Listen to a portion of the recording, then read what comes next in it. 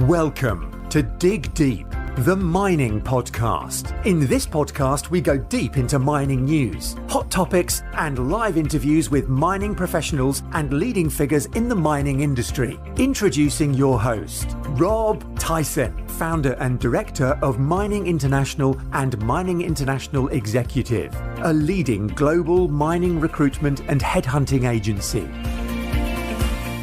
Hi, mining community. Welcome back to another episode of the Dig Deep, the mining podcast. And today's guest is Max Tuesley, who's the managing director at Culpeo Minerals, who are a copper exploration and development company whose interests are in Chile, the world's number one, obviously, copper producing country. The company is concentrating on exploring potential high-grade copper systems in the coastal Cordillera region of Chile.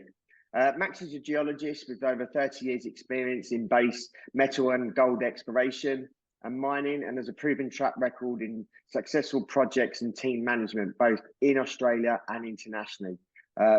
He's worked on projects in Mongolia, Sudan, Laos, and the Philippines.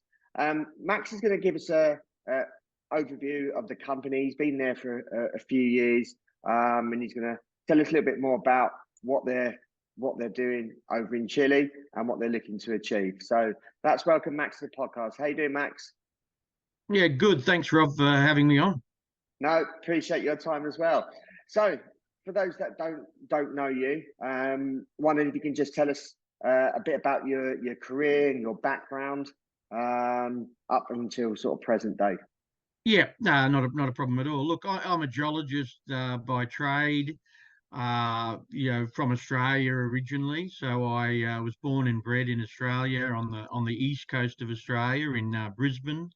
So spent the sort of first 15 years of my career working in Australia, working in predominantly mining. So I come from a mining background. I started as a mine geologist up in Charters Towers, and I moved across to the Mount Isa Cloncurry area and spent quite a lot of time out there working for the bigger companies such as Xstrata on some of their large IOCG copper gold deposits in the Cloncurry area.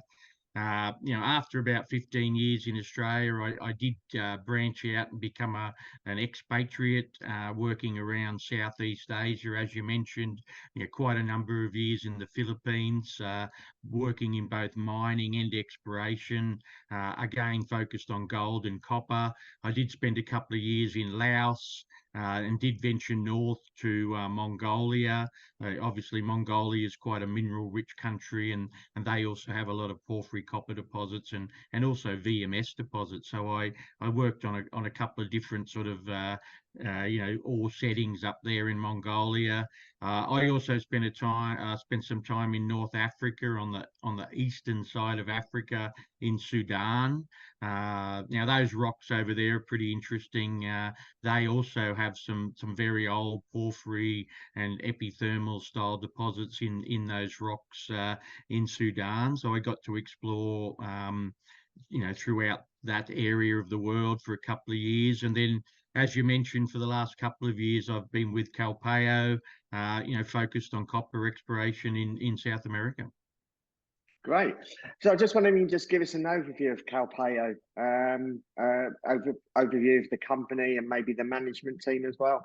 Yeah, look, Culpeo is a relatively new company. We listed on the ASX about 2 years ago, in about September 2021. As you mentioned, we are focused on Chile. So we're an Australian company exploring Chile for copper deposits, and we're certainly focused on the coastal belt of Chile. We're not at this stage up in the Andes, up in the high altitude areas. We're in the coastal belt in an area of lots of infrastructure. Only sort of 50 to 80 kilometers from the Pacific Ocean. Good supply of labour force. Electrical energy is close by with numerous power stations close to the project areas. In fact, we've got a 75 megawatt power station station only 3 kilometres from one of our major projects there in the coastal belt. So, Culpeo has 4 main project areas in that coastal belt of Chile. The project that we've had a lot of success on is a project referred to as Lana Corina. So that's the project where we've been drilling quite a number of holes, and we've hit some reasonable intersections there at Lana Corina, wide, good grade copper and molybdenum intersections. We've just recently joint ventured into a new project called Fortuna, which is only 10 kilometres north of Lana Corina. So that's got some pretty exceptional, walk-up drill targets there already that we've defined from the historic data. 40 kilometres south of those projects, we have another project called Quelon, where we've had some initial drill success there at Quelon as well. And further to the north, we've got a large project called Patakis, which is only about 15 kilometres south of the very large Lundin copper project there, which is called Candelaria, which is an IOCG. So Patakis is very similar geology to that particular large project. So a lot of upside, on all of the projects really. So pretty exciting place to be for a junior explorer, from Australia, focusing on Chile. So obviously you mentioned you've worked around various parts of the world. What attracts you to copper exploration in Chile rather than, I suppose, being a little bit closer to home? Look, I cut my teeth in Australia, so there's obviously a lot of, opportunities within Australia, but there's certainly a lot harder to get your foot on. You got a lot of competition in Australia, particularly up around, Cloncurry. What we saw when we were looking, around for projects before the company sort of did its IPO, we just, we were pretty astounded, about what was actually available in Chile. I mean, Chile, as you mentioned earlier on, is the #1 copper producer in the world. It's got the highest reserves of copper in the world. So it's a great place to look for copper. And historically, the Andes has been the playground for the majors. That's difficult exploration. That's up 3,000, 4,000 meters above sea level. I mean, the prize is big up there. They're big porphyry coppers, but they're very difficult to develop, obviously, and they're very capital intensive. What we saw in Chile was a lot of opportunities in the coastal belt for your sort of moderate size copper deposit, 50 to 100 million ton at reasonably good grades. The coastal belt tends to be higher grade than those big low grade porphyry copper deposits. So, when we were, looking around for projects, it was just, quite amazing what was available in Chile.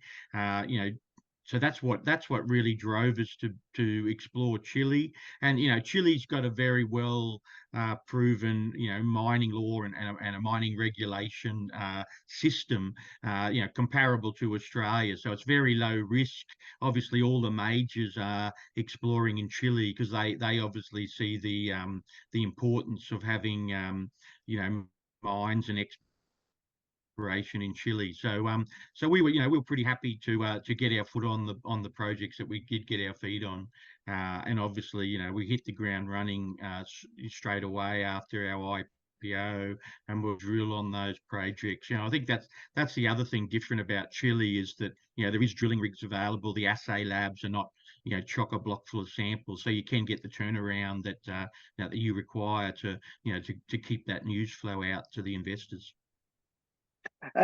Yeah, as you mentioned, you recently announced a new project acquisition at Fortuna. Just wondering if you can just tell us a little bit more about that. Yeah, look, as I mentioned, we have a lot of success at Lana Corina, and I think during that exploration phase at Lana Corina, which really took up most of 2022, we drilled 7,000 meters at Lana Corina. So and I think out of the 13 holes we drilled, 10 of those holes were hitting those wide, good grade intersections. So that's enabled us, I think, to get an understanding of the regional geology. So we're pretty confident that we've identified a fairly major, structural trend that's probably 20 kilometres long, that hosts Lana Corina, but it also hosts the new Fortuna acquisition. So once we started sort of compiling that regional data, the area where Fortuna is really stood out as an area that would be a nice addition to the portfolio there in that coastal belt. So Fortuna is only 10 kilometres to the north of Lana Corina. It's also very accessible from the paved highway that we access Lana Corina from. And there's 4 to 5 areas on Fortuna that have had sort of small scale mining. They've had surface sampling, so have quite a lot of anomalies there to follow up. We've got mineralisation over a strike length of about 6 kilometres at Fortuna. One of the projects is referred to as Vakamaweta. That project has got some very wide surface channel samples taken by the previous explorers, sort of 150 metres at 1.3% copper equivalents in some of those channel samples. So those areas have never been drilled. So it was a pretty I think a pretty good add-on to Lana Corina, and we've got some outcropping copper targets that are very drillable, and we aim to get the drill rig up there in the next couple of months and start testing some of these projects at Fortuna. We've also obviously got the deeper and near surface potential at Lana Corina as well. So when we get the drill rig back to site, we'll be going to the new area Fortuna, but we will also go back to Lana Corina and try to expand that pretty sizable mineralized footprint that we've already identified there. Obviously, talking about Lana Corina, you've had quite a few wide, high grade incepts there. Just wondering if you can just tell us a little bit about the geology of that particular project. Yeah, no, that's a good question, Rob. Look, Lana Corina is a series of outcropping breccia pipes. So the mineralisation actually outcrops on the surface. I won't get too academic, but the setting of the mineralisation is what us geologists refer to as breccia pipes. So below those breccia pipes that are on the surface, the mineralisation sort of turns into a more porphyry copper hosted style of mineralisation. So that's directly below the breccia pipes, and that's the area where we saw these very wide intersections come back from.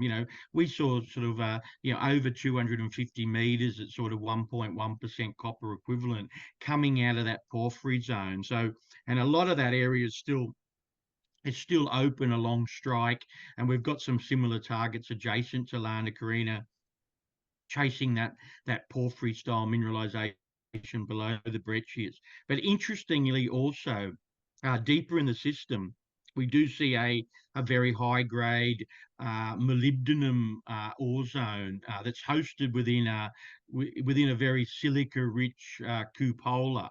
So the system is what we would call a telescope system, with the breccia pipes on the surface, the wide porphyry hosted copper below the breccia pipes, and then we see this higher grade molybdenum zone at depth.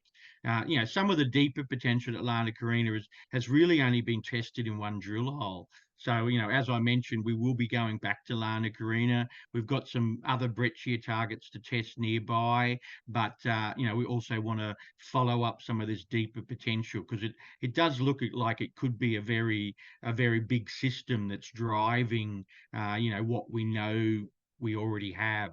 So obviously, our focus is on in expanding that that whole Lana Corina ore body, if you like. Wonder if you can just tell us a little bit about the environment, mine environment in Chile at the moment, and I suppose throughout the year. Yeah, well, that's one of the, obviously it's a very arid environment. I mean, we're not in the Atacama Desert, but we're not far away from the Atacama Desert. So Batakis, the northernmost project, is in the Atacama. Lana Corina and Fortuna are a little bit further south, but the vegetation is very, very sparse there. You're looking at a lot of a lot of cactus, mainly is the main sort of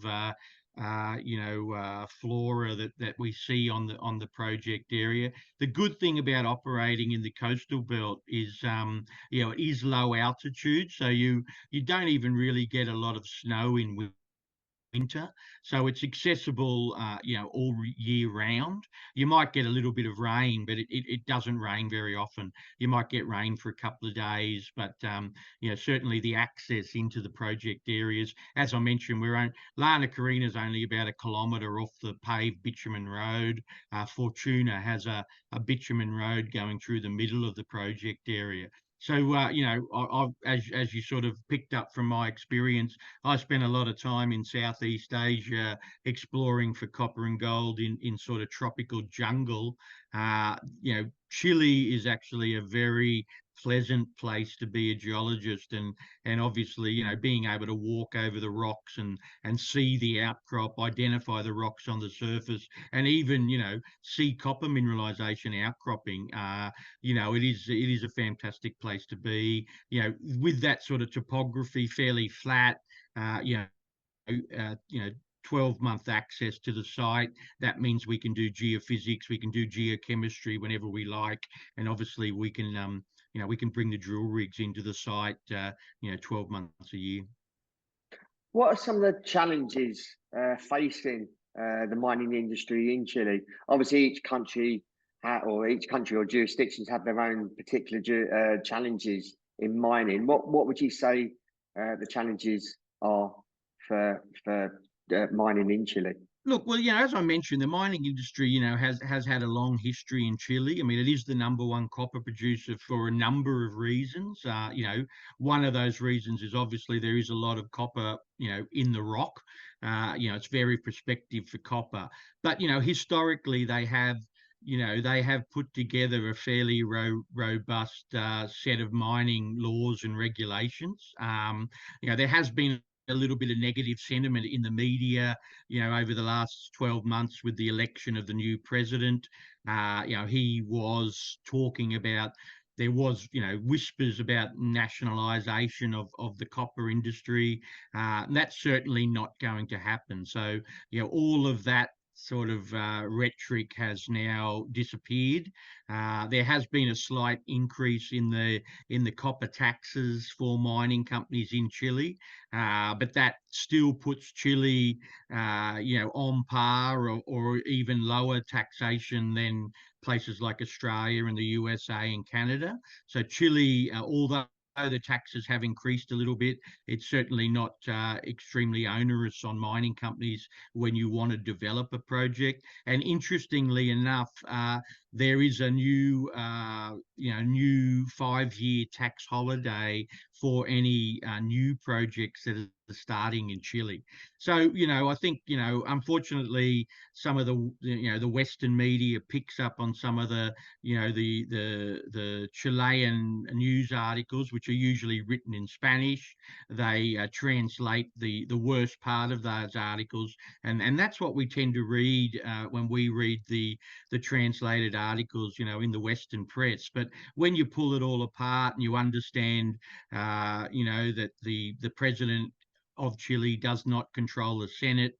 He doesn't really have the ability to make some of these sort of major changes to the industry. So we're fairly confident, that now that the taxes has been increased in Chile, that it's pretty much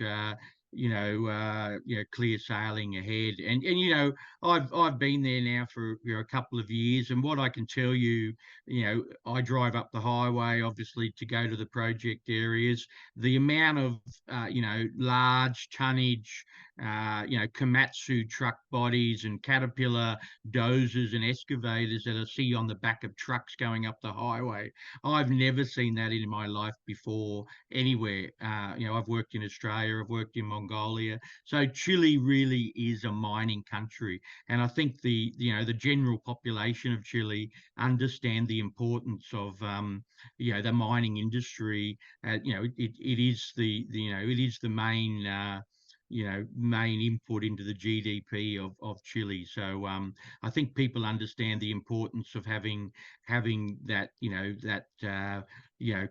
for the industry to have confidence in Chile, for the industry to have confidence in doing exploration and to have confidence in building mines. So you certainly, we believe Chile is a very good place to be.